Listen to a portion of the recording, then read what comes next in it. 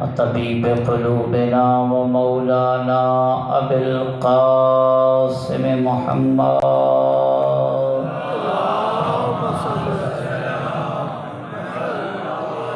وعلى أهل بيته الطيبين الطاهرين المعصومين المنتخبين المنتجبين الغر الميامين الذين قال الله في شأنهم إنما يريد الله ليذهب عنكم الرجس أهل البيت ويطهركم تطهيرا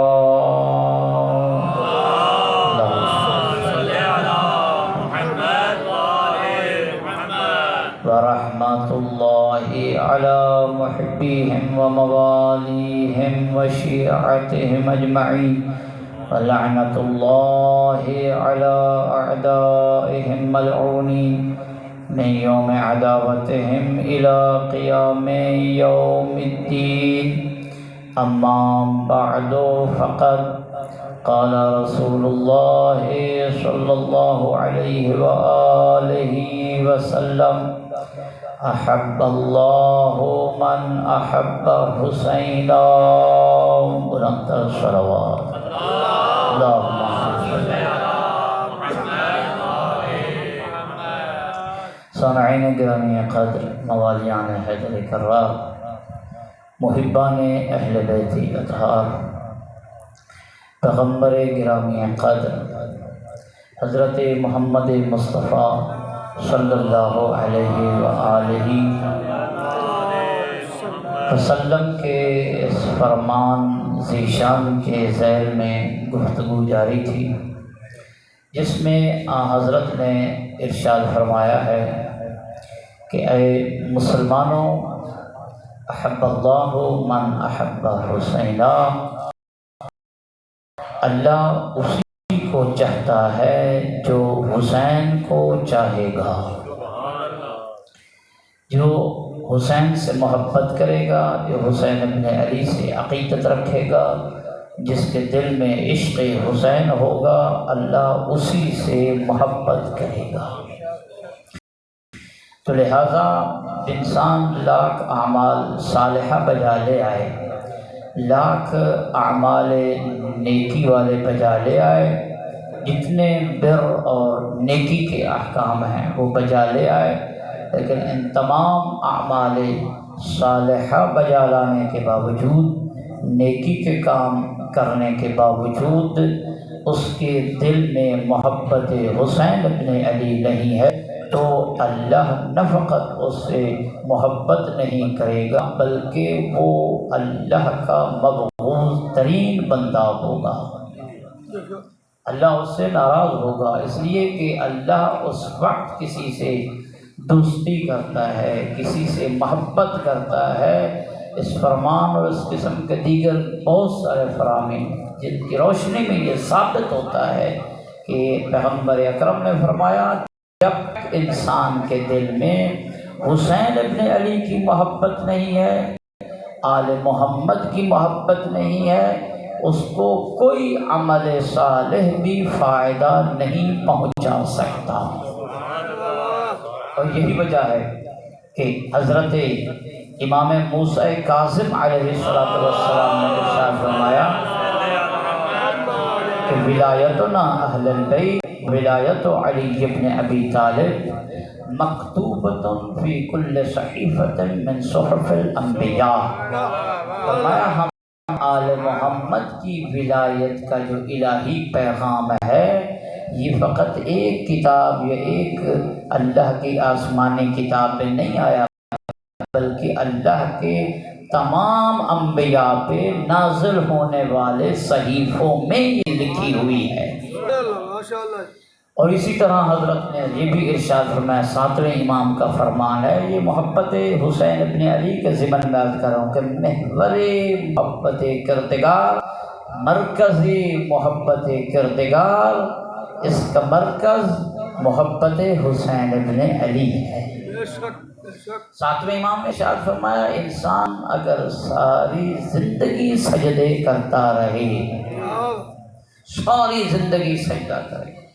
فرمایا یہ سجدے اسے فائدہ اسی طرح نہیں دیں گے، توجہ رہے، یہ ساری زندگی کے سجدے اس کو اسی طرح فائدہ نہیں دیں گے جس طرح، ساتویں امام نے فرمایا، جس طرح ابلیس کو کئی ہزار کے سجدے فائدہ نہیں پہنچا سکتے۔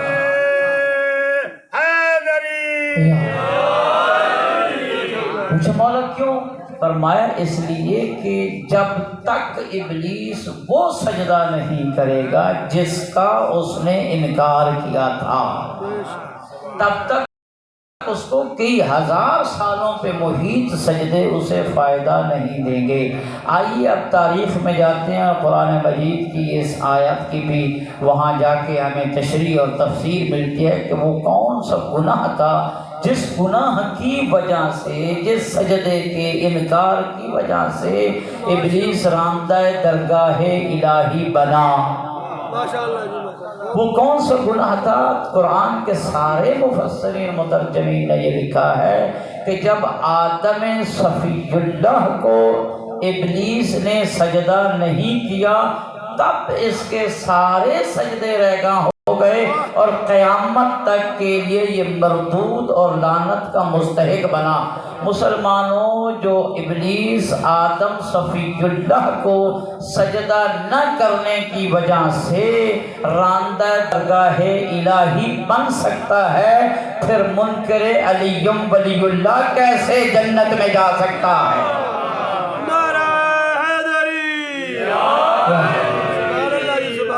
جو صفی اللہ آدم کی صفوت اور اس کی نبوت کا وسیلہ ہے علی، جس کے صدقے میں آدم صفی اللہ بنا۔ ایسے نہیں کہا گیا زیارت وارثہ میں السلام علیک یا وارث آدم صفوت اللہ۔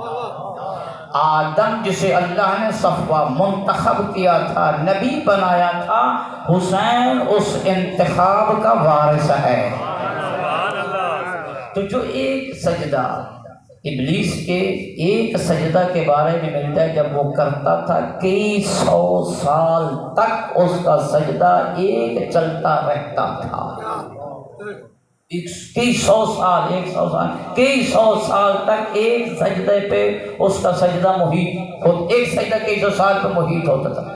مولانا مفتی جو قاریان ہیں، جو قرآن مجید پڑھتے ہیں، جو شبینے پڑھتے ہیں، مسجدوں میں جاتے ہیں، تراویحاں پڑھتے ہیں، سجدے کرتے ہیں، دست بستہ عرض ہے کہ جس ابلیس کے کئی سو سال پہ محیط ایک سجدہ ہو لیکن پھر بھی صفی اللہ کے ولایت اور محبت اس کے دل میں نہ تھی، اللہ نے سارے سجدے منہ پہ مار دیے، پھر علی ولی اللہ کی ولایت کے بغیر سجدے کیسے قبول ہوں گے؟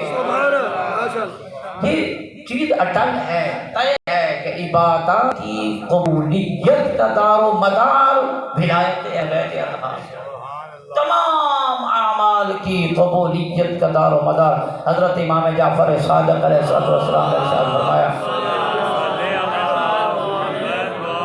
معصوم ارشاد فرماتے تمام اعمال کی قبولیت کا دار و مدار نماز، حج کی قبولیت کا دار و مدار نماز، روزہ کی قبولیت کا دار و مدار نماز، زکوٰۃ و خمس و عشر، جو بھی نیکی ہے ان تمام کی قبولیت کا دار و مدار نماز۔ ان قبل ما سواها وان رد ما سواها، اگر نماز قبول تو سارے اعمال قبول، اور اگر نماز رد تو سارے اعمال رد۔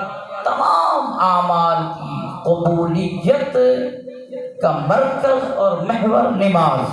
پھر معصوم نے ارشاد فرمایا، یاد رکھو جب سارے اعمال کی قبولیت کا ایک معیار ہے اور وہ ہے نماز، پھر نماز کی قبولیت کا بھی کوئی معیار ہونا چاہیے یا نہیں؟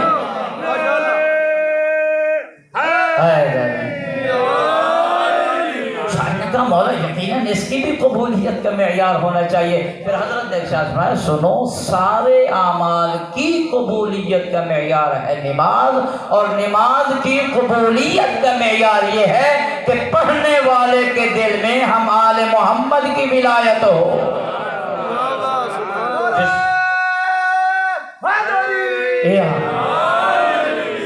نماز پڑھنے والے کے دل میں ولایت اہل بیت عطا ہو، علی ولی اللہ کا وہ قائل نہ ہو، وہ یقیناً نماز اس کے منہ پہ ماری جائے گی۔ تو حضرت نے فرمایا، یاد رکھو، ستویں امام کا فرمان ابھی تک جاری، کہ جیسے آدم کا وہ ایک انکار کردہ سجدہ جس کی وجہ سے ورندہ درگاہ الہی بنا، جب تک وہ سجدہ نہیں کرے گا سارے سجدے اس کے ضائع ہو جائیں گے۔ حضرت نے ساتویں امام نے آگے چل کے فرمایا بالکل اسی طرح ہے کہ اگر انسان ساری زندگی عبادتیں کرتا رہے، ساری زندگی سجدے کرتا رہے، ساری زندگی اعمال خیر اپنے تئیں بجا لاتا رہے، لیکن جب تک میرے دادا علی کی ولایت کا اقرار نہیں کرے گا اس کے اعمال قبول نہیں ہوں گے۔ نعرہ حیدری! ہمارے عالم دین نے اس کو بڑی ایک واضح مثال سے سمجھایا، توجہ رکھیے گا، واضح مثال سے سمجھایا۔ فرمایا ایک نمازی 2 رکعت نماز یا 4 رکعت نماز پڑھتا ہے، فجر کی پڑھے یا مغرب یا ظہر یا عصر یا جو بھی 3 رکعت کی پڑھے، جو بھی فرض کریں 4 رکعت کی نماز پڑھتا ہے، بڑے خشوع اور خضوع کے ساتھ۔ میرے سامنے پڑھے لکھے احباب تشریف فرمائے، بزرگان، مولوی صاحبان، طلباء تشریف فرمائے، جانتے ہیں مسائل کو، میں بچوں کے لیے یاد کر رہا ہوں۔ اگر ایک شخص، ساتویں امام کے اس فرمان کو تشریح کی ہے ہمارے بزرگوار اساتذہ نے، فرمایا اگر ایک شخص مسجد میں 4 رکعت نماز پڑھے، فرض کرے، اور 4 رکعت نماز تکبیرۃ الاحرام سے لے کے وہ بڑے خشوع اور خضوع کے ساتھ نماز پڑھتا رہے، توجہ رہے، رکوع بڑے خضوع سے ہو، قیام بڑے خشوع سے ہو، قعود بہت سی خشوع اور خضوع سے ہو، سارے سجدے اس نے بہت اچھے انداز سے کیے ہوں، لیکن اس 4 رکعت کی نماز میں سے آخری سجدہ ادا نہ کرے۔ فرمایا کسی مفتی سے پوچھ لیجئے، اس کی نماز باطل ہے صرف ایک سجدہ نہ کرنے کی وجہ سے۔ بڑے سجدے اس نے قیام، قعود، رکوع سارے خضوع کے ساتھ بجا لائے، لیکن چونکہ ایک سجدہ بجا نہیں لے آیا تو یہ ساری کی ساری نماز اس کی کیا ہوگی؟ منہ پہ ماری جائے گی، باطل ہو جائے گی۔ توجہ، عالم دین نے فرمان کی تشریح کر کے فرمایا یاد رکھو جیسے اس ایک سجدہ نہ کرنے کی وجہ سے اس کی پوری نماز باطل ہے، ولایت علی اسلام میں، دین میں، شریعت میں اسی ایک سجدہ کی طرح ہے، جس کے دل میں یہ نہیں ہوگی اس کا دین بھی قبول نہیں ہوگا۔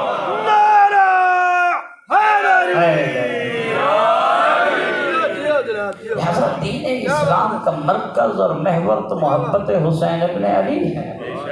دین اسلام کا مرکز اور محور تو محبت آل، ایسے خواجہ اجمیری نے نہیں کہا تھا، ایسے اس درویش انسان نے نہیں کہا، دین است حسین۔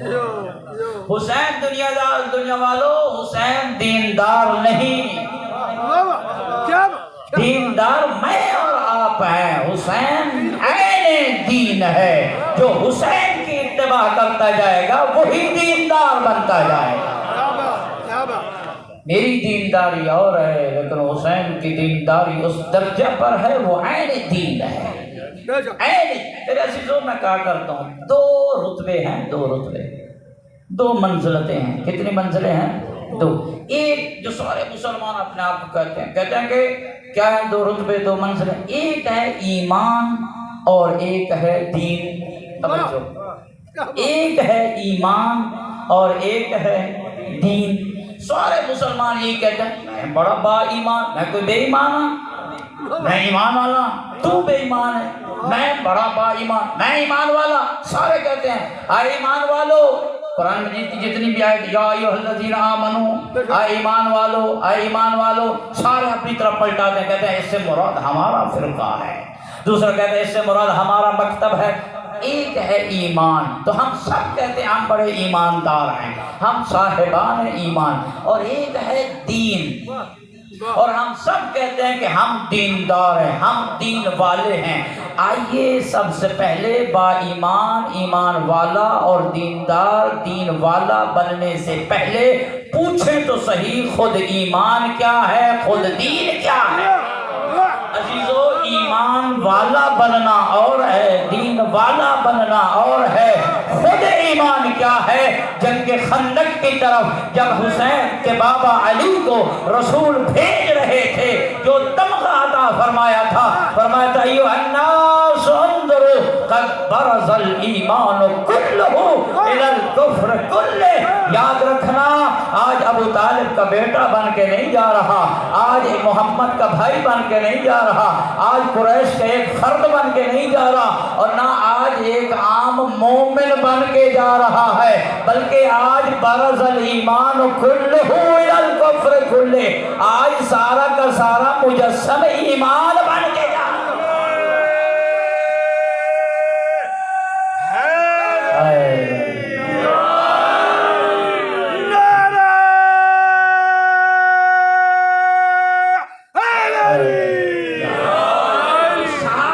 سارا ایمان ٹھہرے علی ابن ابی طالب۔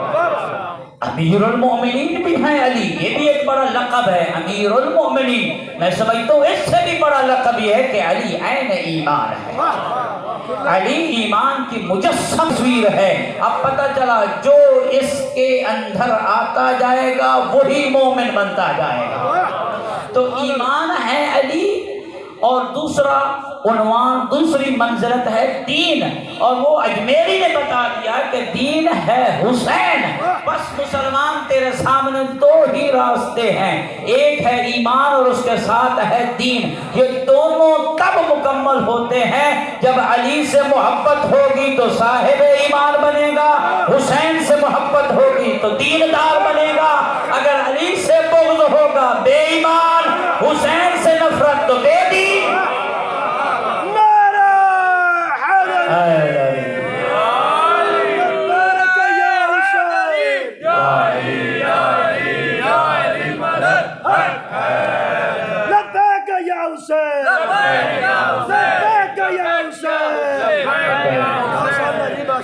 یہ ہم کوئی یہاں نعرے لگانے نہیں آئے فلاں اس طرح ہے، فلاں اس طرح، ہم کوئی فتوے لگانے نہیں آتے ہیں۔ یہ مکتب مکتب محبت ہے، یہ مکتب مکتب اخوت ہے۔ ہم تو بس بتانے آئے ہیں کہ فلاں نے کیا کہا، فلاں نے کیا کہا۔ اب خود گھر میں بیٹھ کے سمجھ لیجئے کہ میں کہاں کھڑا ہوں۔ محمد نے جسے ایمان کہا ہے وہ خلفاء میں سے بس علی ہے، وہ مسلمانوں سب سے جو بزرگ ہستی ہیں وہ علی ابن، وہ ایمان ہے۔ اب جو اس سے ولایت رکھے گا، اس سے عقیدت رکھے گا، اس سے محبت کرے گا، اس کی فرما برداری کرے گا، اس کی اطاعت کرے گا، اس کی سیرت کو پڑھے گا، وہی با ایمان اور صاحب کردار بنے گا۔ لہذا یہ دو ہی راستے ہیں، دیندار اور صاحب ایمان، اور دونوں راستے در زہرا سے ملتے ہیں۔ توجہ، دونوں راستے دونوں دروازے در زہرا سے کھلتے ہیں۔ ایمان کھلتا ہے تو اس کے نام سے جو زہرا کا ہمسر ہے، اور وہ ہے علی ابن ابی طالب، اور دین اس کا نام ہے جس کی جنت زہرا کے قدموں میں ہے، وہ ہے حسین ابن علی۔ درود بھیجے گا بلند آواز سے۔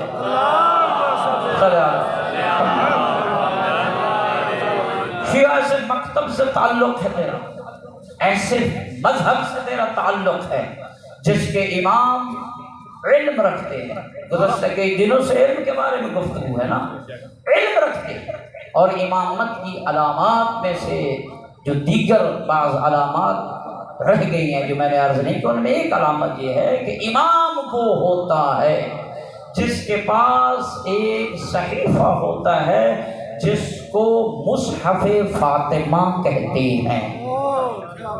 مصحف فاطمہ پیش ہے، آج تک آپ لوگوں کو اتنا اس کے بارے میں آگاہ نہیں کیا گیا۔ معصومین علیہ الصلوۃ والسلام فرماتے ہیں انہ کنز لعلومنا، مصحف فاطمہ ہم آل محمد کے علوم کا خزانہ ہے۔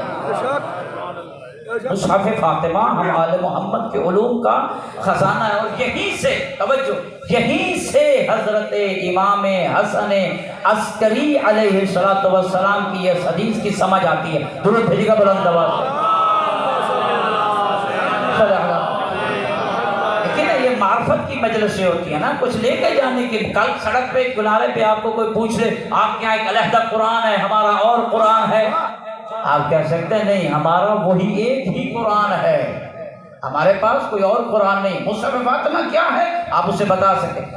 حضرت امام 11ویں امام نے کیا ارشاد فرمایا، اس فرمان کو مصحف فاطمہ سے سمجھنا۔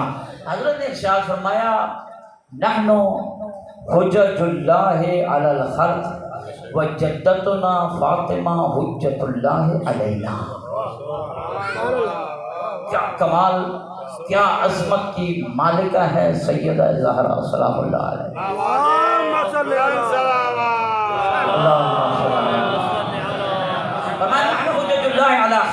ہم اللہ کی طرف سے اس کی مخلوق پر حجت خدا ہیں، اور ہماری دادی زہرا سلام اللہ علیہا اللہ کی طرف سے ہم پر حجت ہیں۔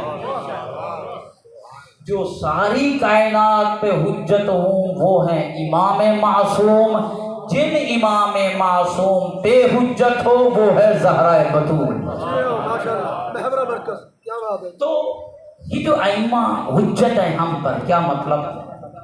اللہ کی طرف سے جو احکام، جو علوم ہمیں ملنے ہیں ان کے واسطہ سے ملے۔ حجت کے ایک معنی یہ واسطہ ہیں اللہ اور ہمارے درمیان۔ بھائی کوئی واسطے کا منکر ہے؟ واسطے کے تو سارے قائل، جو بھی عقل مند ہے، میری عقل مندوں سے بات ہو رہی ہے نا۔ کوئی گاڑیوں پہ بیٹھ کے جاتے ہیں تو یہ واسطہ جائز ہے، لیکن مصلی پہ آل محمد کا واسطہ مانگنا بدعت ہے۔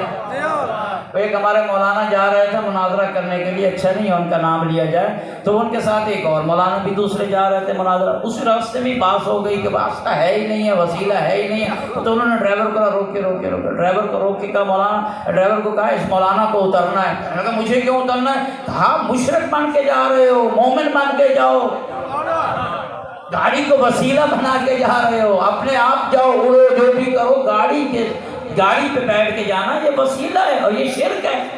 تو عزیزو فرمایا کہ ہم آل محمد لوگوں تک علوم پہنچانے میں وسیلہ، یہ ہے حجت، ہم لوگوں پر حجت۔ ائمہ حجت ہے نا، ہم پر نہیں ہے، ان کا فرمان، ان کا قول، ان کی سب کوئی سیرت فعل ہم پر حجت ہے، ایسے ہے کہ نہیں ہے؟ فرمایا دادی زہرا ہماری ہم پر حجت ہے۔ علماء نے اس کی شرح یہ کی ہے کہ کچھ علوم، توجہ، کچھ علوم ایسے ہیں جو اماموں کو اللہ کی طرف سے منتقل ہوئے لیکن وسیلہ زہرا کا بنا ہے۔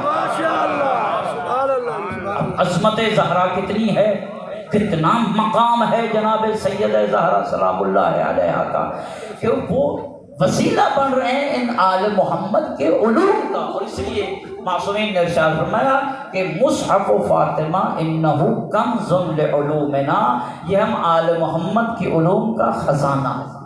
تو امام کی صفات میں سے ایک صفت یہ ہے کہ اس کے پاس مصحف فاطمہ ہوتا ہے، اور مصحف فاطمہ کیا ہے؟ اس میں اسرار الہی ہیں، اس میں اللہ کے راز اور رموز ہیں جو ہر امام اپنے بعد والے امام کو بطور بدائع امامت، یعنی امامت کی جو خصوصیات ہیں، جو تبرکات ہیں، اس کے بطور آنے والے امام کے سپرد کر کے جاتے تھے۔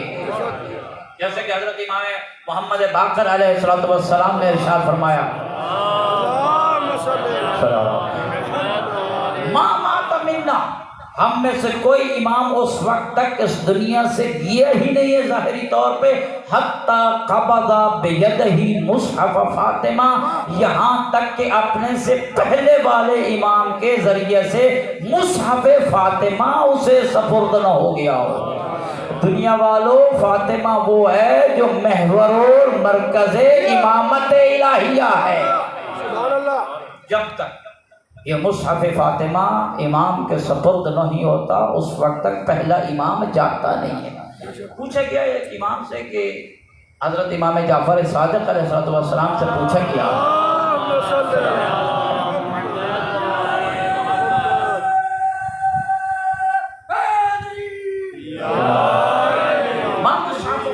یا ابن رسول اللہ، رسول خدا کے بیٹے فرزند رسول مصحف فاطمہ ہے کیا؟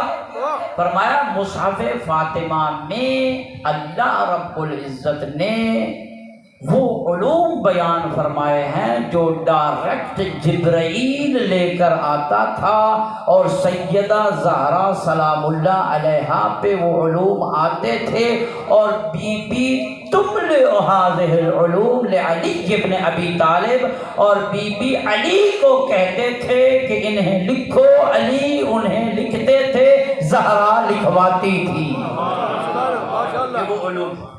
پھر اس نے پوچھا صف لی ھذا المصحف، توجہ ہے، میں نے کل بھی عرض کیا کوشش کرتا ہوں عربی اس لیے پڑھوں کیونکہ آل محمد کے فرمان ان کے کلام کو پڑھنا اسی طرح ثواب ہے جیسے قرآن کا پڑھنا ہے۔ صف لی ھذا المصحف یا ابن رسول اللہ، فرزند رسول، صادق آل محمد سے کہا فرزند رسول، مزید اس کی تعریف کیجئے، اس کے وصف بیان فرمائیے، یہ ہے کیا؟ سنو گے؟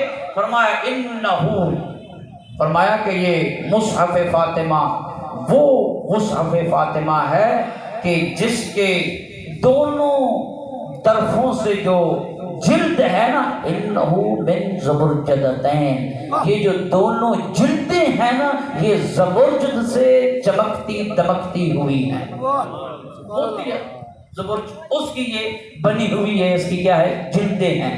پھر وہ کہتے ہیں صف لی ورقہ، اس مصحف فاطمہ کے ورق کی کیا صفات، کیا دقت اور کیا باریک بینی کے ساتھ یہ موالی حیدر کرار مصحف فاطمہ کو جاننا چاہتا ہے۔ صف لی ورقہ، غالباً یہ ابو بصیر سے روایت ہے، کہتا ہے صف لی ورقہ، حضرت نے فرمایا ورقہ در ابیض، فرمایا اس کے جو ورقے ہیں وہ سفید موتی کی طرح چمکتے دمکتے ہیں۔ کہنے لگا یا ابن رسول اللہ ماذا فی ھذا المصحف، مصحف اس مصحف میں ہے کیا؟ یہ تو اس کے ظاہری جو ایک وصف تھا، صفت تھی، وہ آپ نے بیان فرمائی، اس کے اندر ہے کیا؟ سنیے گا موالیان حیدر کرار، میں نے کہا ہے کہ مصحف فاطمہ علامات امام میں سے ہے، علامات امامت میں سے ہے۔ حضرت نے ارشاد فرمایا انہو فی خبر ما کان وما یکون وإلی ما کائن الی یوم القیامہ، فرمایا مصحف فاطمہ گزشتگان کی خبر پر بھی مشتمل ہے، اس وقت کے جو حالات ہیں وہ بھی اس میں پائے جاتے ہیں، اور قیامت تک کے آنے والے حالات بھی مصحف فاطمہ میں پائے جاتے ہیں۔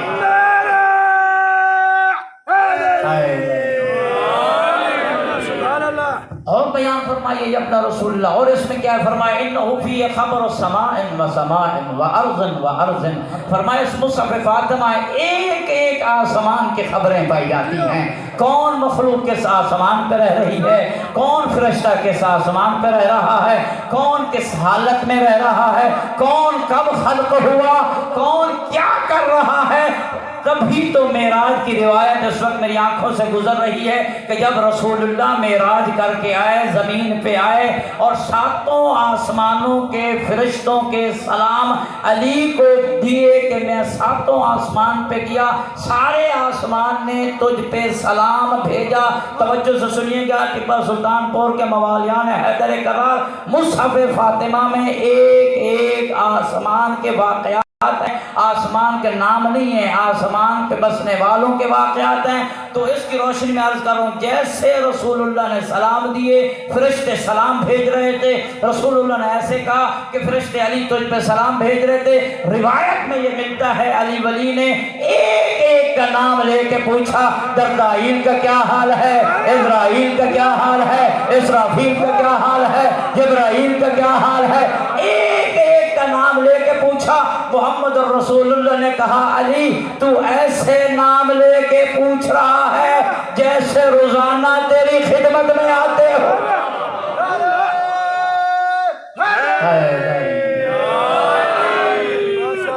باتوں سے باتیں نکل جاتی ہیں. اب کیا کیا جائے, یہ خطابت ہے ہی ایسے.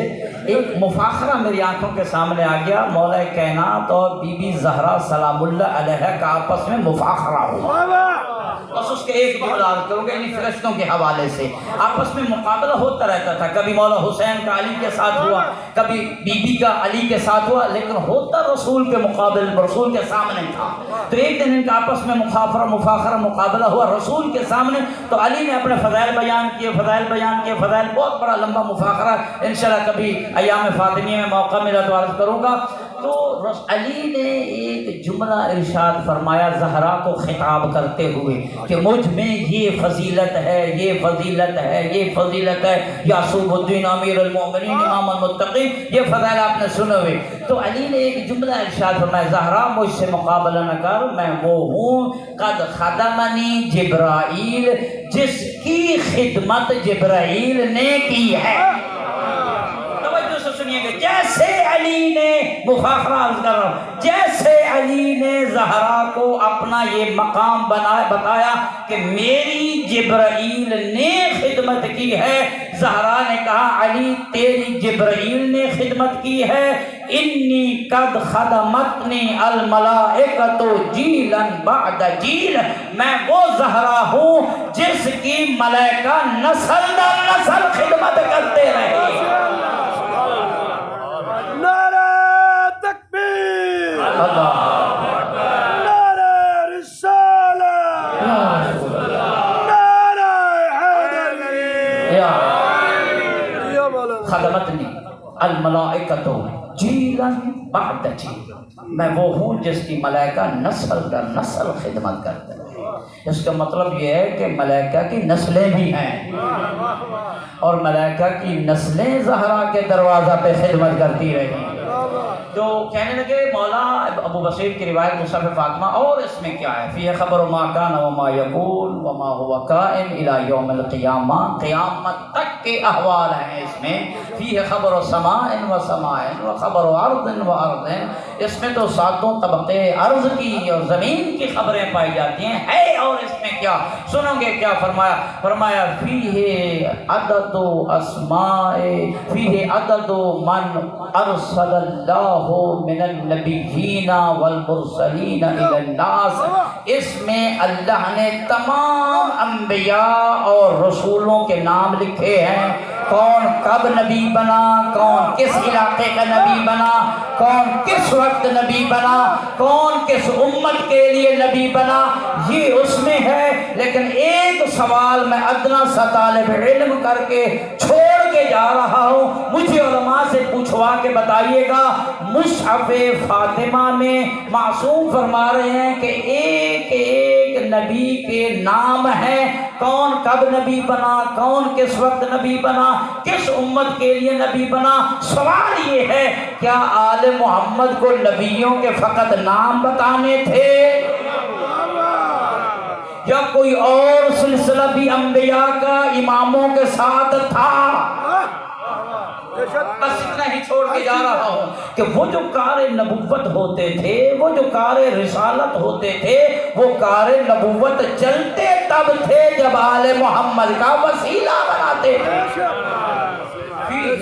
عدد کل من ارسل الی الناس من النبیین والمرسلین, فرمایا اس میں تمام انبیاء کے نام بھی ہیں, تمام رسولوں کے نام بھی ہیں, اور اس میں ان کے بھی نام ہیں من ارسل الیہم, جن کی طرف رسولوں کو بھیجا گیا ہے, ان ساری امتوں کے اسماء بھی ہیں.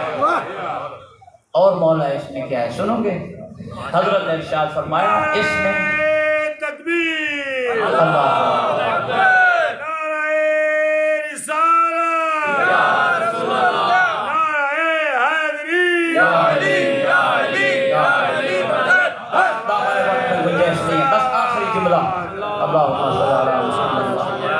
حضرت نے جب اس نے پوچھا حضرت سے کہ مولا اور اس میں کیا؟ سنو گے؟ حضرت نے ارشاد فرمایا فیہ اسماء من یوالیہم وفیہ اسماء من یعادیہم، اس میں ہر اس کے بھی نام ہیں جو ہم آل محمد کے ماننے والے ہیں، اور ان کے بھی نام ہیں جو ہم سے دشمنی رکھنے والے ہیں۔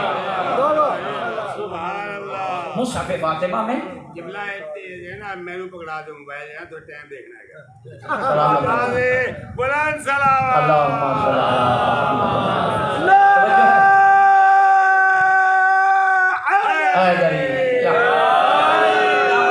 گنجائش نہیں ہے عزیزو۔ اب اسی سے مجھے ایک اور تاریخی واقعہ کو جوڑنا ہے۔ مجلس سے جب جوڑی جائیں نا پھر مزہ آتا ہے، رٹی ڈٹائی باتیں آ جائیں، ادھر سے کوئی آ گیا، کوئی ادھر سے بات آ گئی، وہ کر دی، ادھر سے کوئی قصہ کو، مزہ اسی سے جوڑیے کہ یہ ہیں حاملان مصحف فاطمہ، ان کے پاس ہے مصحف فاطمہ، اور مصحف فاطمہ وہ ہے جس میں یہ چیزیں ہیں، اس میں ایک دوست کا نام بھی ہے، ایک دشمن آل محمد کا نام بھی ہے۔ اب اس کو اس روایت سے جوڑیے، ایک جنگ ہوئی، اس جنگ میں جناب امیر کائنات نے اور جو ان کی قافلہ اور ان کے لشکر کا سپہ سالار تھا مالک اشتر، انہوں نے جنگ کی۔ مالک اشتر نے اتنے قتل کیے کہ علی کے مقتولین سے ایک یا دو کم تھے۔ لیلۃ الحریر کی شب کو وہ مقتولین کے مابین چل رہا تھا۔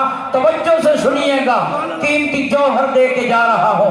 مصحف فاطمہ میں ہر شیعہ کا نام بھی ہے، قیامت تک کے آنے والوں کا نام ہے۔ لیلۃ الحریر میں وہ مالک اشتر چل رہا تھا، اور مالک عام انسان نہیں ہے، مالک کا تعارف کرواتا جاؤں۔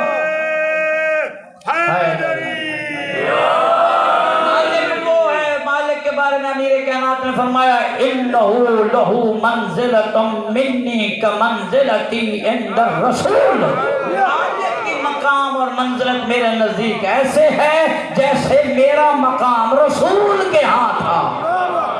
وہ مالک لیلۃ الحریر میں چل رہا ہے، مقتولین کے مابین چل رہا ہے، اور گنتے گنتے اس کے دماغ میں یہ خیال آیا، سوچ آئی، کہا نہیں سوچ آئی، اور اس نے کہا ایک یا دو کی کمی سے میں علی سے پیچھے ہوں، اگر میں ایک یا دو اور قتل کر لیتا میرا مقام علی جتنا مجاہدیت میں ہو جاتا، جہاد میں میرا بھی اتنا مقام ہو جاتا، برابر ہو جاتا۔ کہا نہیں سوچ رہا تھا، جیسے سوچ رہا تھا اسے علم ہوا جسے اللہ نے سوچوں کا علم عطا کیا ہے۔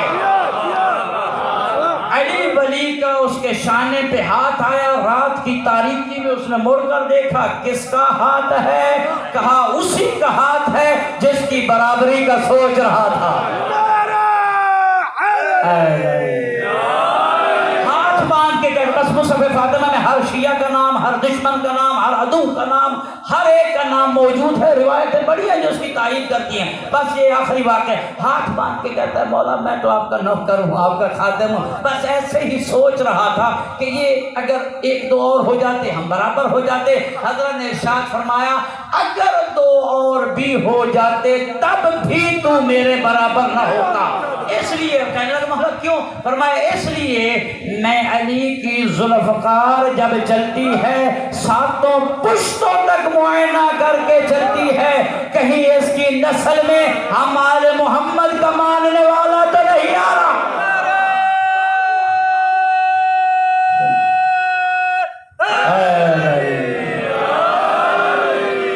جس علی کے علم کا یہ مقام ہو، جس علی کی عرفان اور معرفت کی یہ منزل ہو، شیعہ کبھی سر نہ جھکایا کر، کبھی سر نہ جھکایا کر۔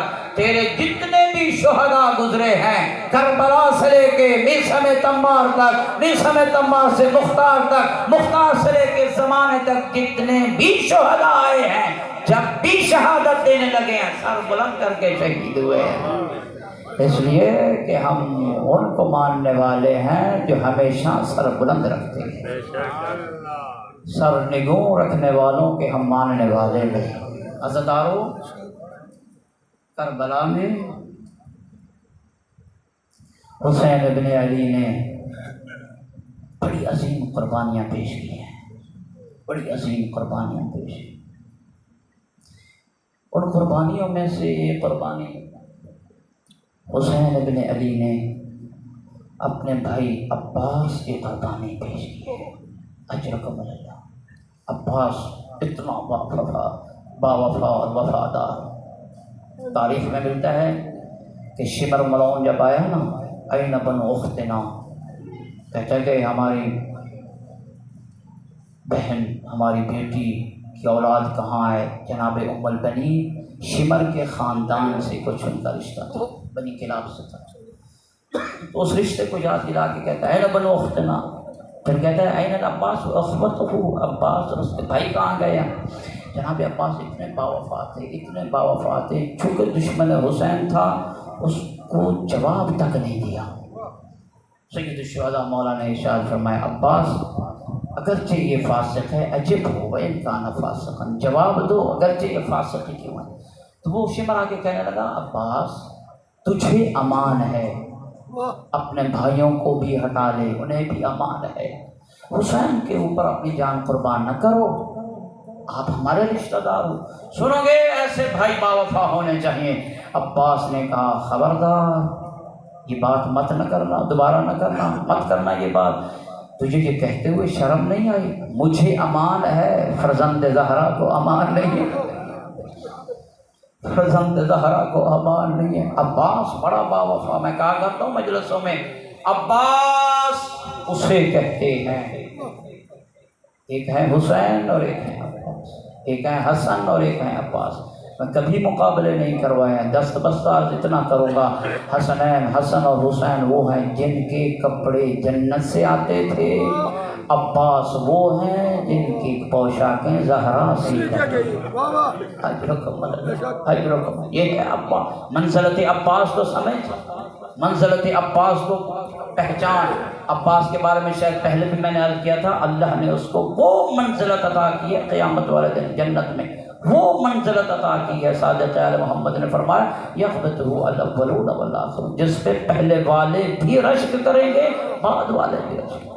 جناب عباس باوفا عزادارو، یہی وجہ ہے کہ جب حضرت آیت اللہ العظمیٰ سید ابو القاسم خوئی رحمۃ اللہ علیہ نجف سے کربلا حضرت عباس کی زیارت کے لیے جاتے تھے نا، سب سے پہلے مولا حسین سے بھی پہلے عباس کی زیارت کے لیے جاتے، اور جب جناب عباس کی زیارت کے لیے جاتے تھے ایک تو سلام ہے ہی صحیح، ایک دو سلام حضرت آیت اللہ خوئی پڑھا کرتے تھے، چوکھٹ پہ آ کے سلام بھیجا کرتے تھے، کہتے تھے السلام علیک یا حجاب زینب، آئے زینب کا پردہ عباس میرا سلام ہو، اجرکم اللہ اجرکم اللہ، اور زینب کا پردہ عباس میرا سلام ہو۔ اس لیے کہ جتنے بھی کربلا میں شہید ہوئے بی بی نے نام لے کے بیان کیے، وا اکبرا وا قاسمہ وا اولا وا محمدہ وا حسینہ، لیکن جب عباس گرے نا زینب نے کہا وا حجابا، اجرکم اللہ، وا حجابا۔ تو کوئی فرمایا کرتے تھے سلام کرتے ہوئے السلام علیک یا حجاب زینب، اور زینب کا پردہ عباس میرا سلام۔ دوسرا سلام ایک عالم دین کی معرفت والی آنکھ ہے، دوسرا سلام چوکھٹ میں آ کے آئے کوئی سلام کرتے تھے، کہتے تھے السلام علیک یا شباب الحسین، آئے حسین کی جوانی عباس میرا سلام ہو، اجرکم اللہ۔ عباس آئے کہنے لگے بھیا حسین مجھے اجازت دیجئے، بھائی حسین مجھے اجازت دیجئے۔ حسین نے کیا جملہ کہا سنو گے؟ حسین نے کہا عباس تو میرے لشکر کا سپہ سالار ہے، تیرے جانے کے بعد کا تفرق عسکری، میرا لشکر بکھر جائے گا، عباس تو میرے لشکر کا سپہ سالار ہے۔ تاریخ میں ملتا ہے کہ عباس نے دائیں دیکھا، عباس نے بائیں دیکھا، عباس نے جب دیکھا نا کہنے لگا مولا دائیں بائیں تو لاشیں پڑے ہیں، وہ کون سا لشکر ہے جس کا میں سپہ سالار ہوں؟ لشکر تو سارا قربان ہو گیا، اب میں کس لشکر کا سپہ سالار ہوں؟ سنو گے حسین نے کیا کیا؟ حسین نے حسرت بھری نگاہ خیموں کی طرف دیکھی، کہا عباس تو خیموں کا بھی محافظ ہے، عباس میرے لشکر میں زینب بھی ہے، عباس میرے لشکر میں ام کلثوم بھی ہے، عباس تیرے آس پہ زینب آئی تھی، عباس تیرے آس پہ ام کلثوم میں لایا تھا۔ حجرکم اللہ عزدارو، عباس وہ محافظ پردہ زینب ہیں۔ علامہ اختر عباس نجفی مرحوم فرمایا کرتے تھے، اور یہ تاریخ کے جملے بھی ہیں، جب تک عباس زندہ رہے کچھ آنکھیں ایسی تھی بڑے سکون سے آرام کی، کیونکہ عباس زندہ ہے۔ لیکن جب عباس اس دنیا سے چلے گئے، جو آنکھیں پہلے عباس کے ڈر سے سوئی نہیں تھی نا، وہ پھر کربلا سے کوفہ، کوفہ سے شام آرام سے سوئی ہیں۔ اجرکم اللہ۔ عباس محافظ پردہ زینب عالیہ ہیں۔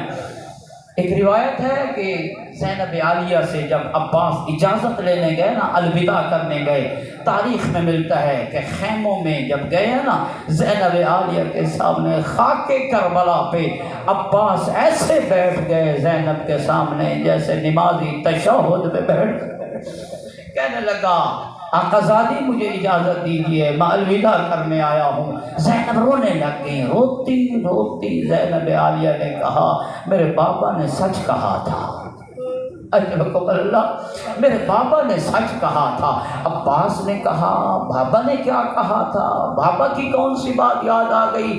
کہنے لگی میں بچی تھی، میرے سر سے چادر اتر گئی تھی ہوا کی وجہ سے، میرے بابا رو بھی رہے تھے اور چادر بھی ٹھیک کر رہے تھے، رو بھی رہے تھے چادر بھی ٹھیک کر رہے تھے۔ میں نے اس وقت کہا بابا آپ بابا ہیں، میں بیٹی ہوں، سر سے چادر اتر گئی، روتے کیوں ہو، کیا مسئلہ ہے، باپ سے کیا پردہ ہوتا ہے؟ علی نے کہا نہیں، مجھے اب کی بار نہیں رلا رہی، مجھے وہ زمانہ یاد آ رہا ہے جب زینب تیرے سر سے چادر نیزے کی انیوں سے اتاری جائے گی۔ عباس اس وقت میرے ذہن میں یہ بات سمجھ میں نہ آئی، چونکہ میرے بھائی اتنے تھے، میرا ان پہ مان تھا، لیکن آج جب تو جا رہا ہے مجھے سمجھ آ گئی کہ میری چادر اترے گی، مجھے شام کے بازاروں میں پھرایا جائے گا، مجھے کوفہ کے دربار میں لایا جائے گا۔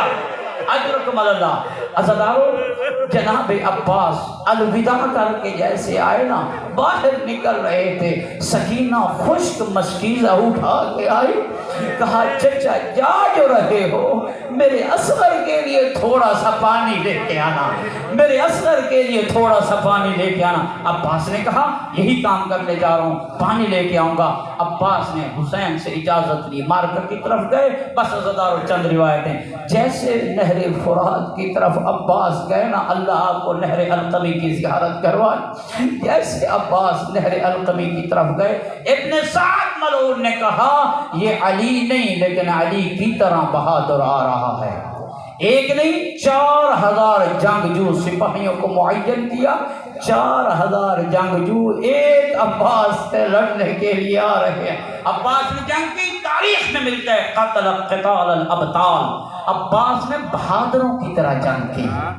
عباس نے کہا مجھے معمولی نہ سمجھو، میں اسی دن کے لیے علی نے مجھے مانگا ہے۔ علی کے بیٹے نے جنگ کی، میمنے کو میمنے پہ بچھاڑا، میسرے کو میسرے پہ بچھاڑا، قلب لشکر پہ حملہ کیا۔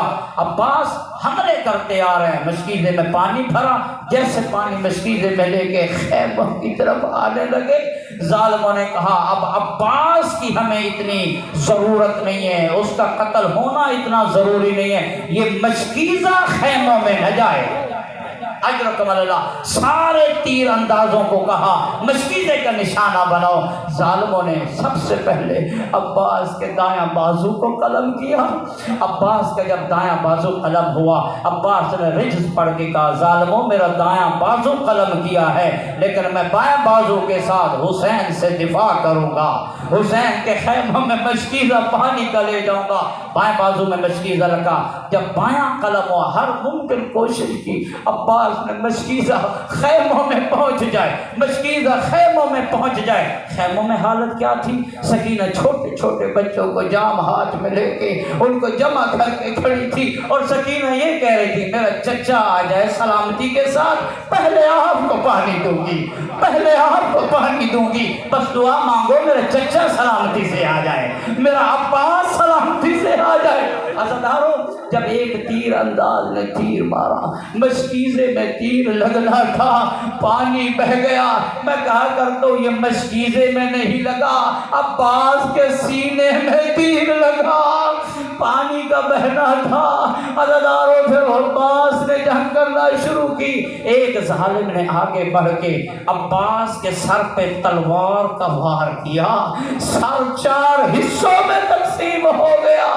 اب عباس زین پہ سنبھل نہ سکے اور زمین کربلا پہ آئے عباس، اور جیسے زمین کربلا پہ آئے کہا یا خاص السلام علیکہ، بھائی حسین میرا آخری سلام ہو۔ عزادارو جیسے حسین نے عباس کا یہ سلام سنا، فوراً اپنے بھائی کے لاش پہ آئے، اپنے بھائی کے جسم کو اپنی گود میں رکھا، سر اقدس کو عباس کے سر کو گود میں رکھا، رمق حیات باقی تھی۔ عباس نے حسین سے کہا، عباس نے حسین سے کہا آقا میری آنکھ میں ایک آنکھ میں خون ہے اور دوسری آنکھ میں کربلا کی ریت ہے، میری آنکھوں کو صاف کرو، میں دیکھنا چاہتا ہوں۔ سنو کہ کیا دیکھنا چاہتے ہیں؟ حسین نے پوچھا عباس کیا دیکھنا چاہتے ہو؟ عباس نے کہا میں یہ دیکھنا چاہتا ہوں تو غریب کیسے ہوا اور تیرا کوئی حامی و ناصر کوئی نہیں رہا، میں یہ دیکھنا چاہتا ہوں۔ حسین نے عباس کے دائیں آنکھ سے کربلا کی خاک کو نکالا، بائیں آنکھ سے خون کو نکالا۔ عباس نے جیسے حسین کو دیکھا نا، پھر فوراً آنکھوں سے آنسو آنے لگ گئے، رمق حیات باقی تھی۔ حسین نے پوچھا بھیا عباس روتے کیوں ہو؟ کہتا ہے کہ میں اس لیے روتا ہوں میری آنکھوں کے سامنے جناب زہرا میری آقا آزادی موجود ہے، میں ان کو دیکھ رہا ہوں، وہ رو رہی ہے اور یہی کہہ رہی ہے میرا بیٹا حسین تو ہر ایک کے لاشے پہ آیا، اور کسی کے لاشے پہ گھوڑے پہ چڑھ کے آیا، اور کسی کے لاشے پہ دوڑ کے آیا، اور کسی کے لاشے پہ گرتے اٹھتے آیا، ہر ایک کے لاشے کو تو نے گود میں لیا۔ اور میرا غریب حسین تھوڑی دیر کے بعد تیرا لاشا کربلا کی ریت میں گرے گا، کوئی گود نہ ہوگی اور جس میں تیرا سر اقدس رکھا جائے گا۔ بس آخری روایت، حسین نے عباس کے لاشا کو خیمے میں نہیں لے آئے، عباس کے لاشا کو وہی دریائے فرات کے کنارے پہ رکھ دیا۔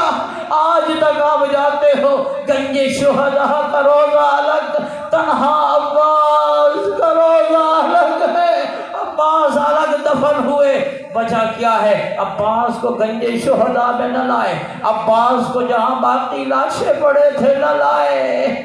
کیا پڑھنے والے تو یہ پڑھتے ہیں اس لیے نہیں لائے کہ عباس کو شرم آتی تھی کہ میں سکینہ وعدہ کر کے آیا تھا پانی کا، اور میں کیسے سکینہ کے بعد میں خلاش آ جائے گا۔ لیکن علماء کہتے ہیں نہیں عزادارو، عباس کا لاشا اتنا زخمی تھا، اگر حسین سر سے اٹھاتے دھڑ زمین میں گر جاتا، اور اگر دھڑ سے اٹھاتے سر زمین میں گر جاتا۔ حسین نے کہا عباس تیرا لاشا خیموں میں لانے کے قابل نہیں ہے، اگر خیموں میں لے گیا بیویاں مر جائے گی۔ الا لعنت اللہ علی القوم الظالمین وسيعلم الذين ظلموا أي منقلب ينقلبون۔